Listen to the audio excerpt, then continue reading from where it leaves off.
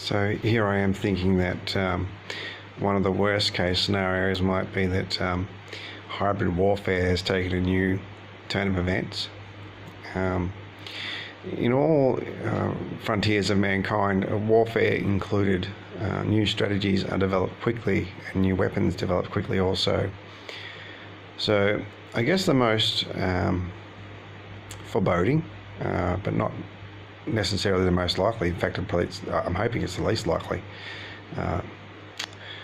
scenario. But one only has to look at hybrid warfare to see that it's economic mostly in nature, and this virus has had a huge effect on the world economy and on local economies.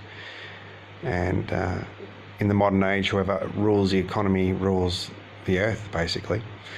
And I guess, like as comparisons go, if you think about World War II, and a world war was brought to an end with a weapon of mass destruction, where the US used that weapon of mass destruction on the Japanese. A terrible act of proportions I can't even begin to fathom. I look at this situation now and I think there is a smallest probability or possibility that the Chinese, in their hybrid warfare with the United States, have dropped essentially a nuclear weapon on themselves. So nobody can say they dropped it on another country, because they didn't do that. They dropped it on themselves, and it spread out from themselves. And you see, unfortunately, the only thing that really gives this whole worst case scenario notion any sort of credence is that geographically the virus is having a devastating effect on channels that lead into Europe and on the Europeans themselves, desperately weakening them.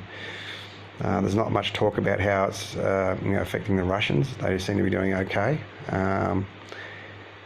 I see places like Iran, a vital channel, like geographic channel for the Chinese Communist Party, particularly with regard to their Silk Road 2.0 project, the Belt and Road Initiative.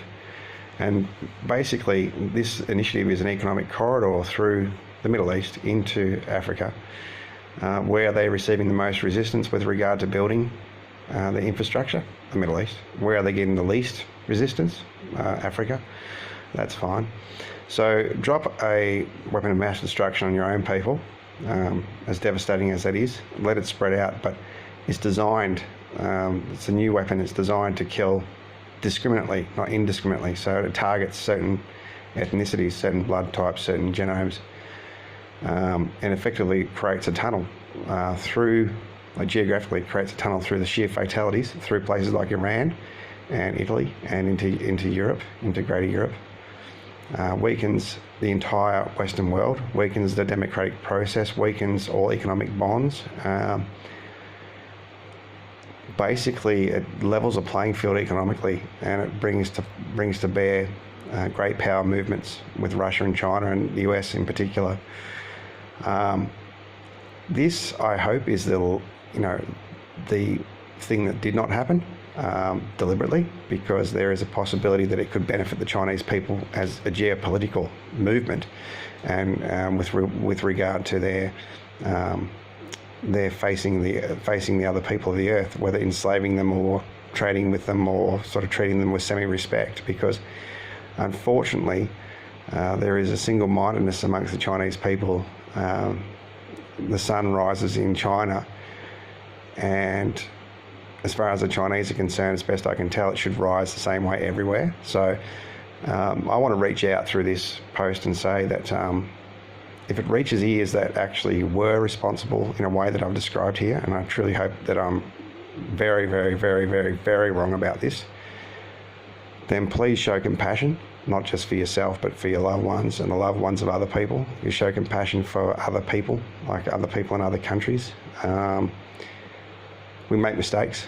We all make mistakes. So I'm not going to sit here and say you shouldn't do this, you shouldn't do that, and I might even be alive to see what happens. But I will say this: please show compassion. And again, like for everything I've said here, like it's the absolute least likely scenario. There will be other scenarios that I will mention, but this is the least likely scenario for a fact.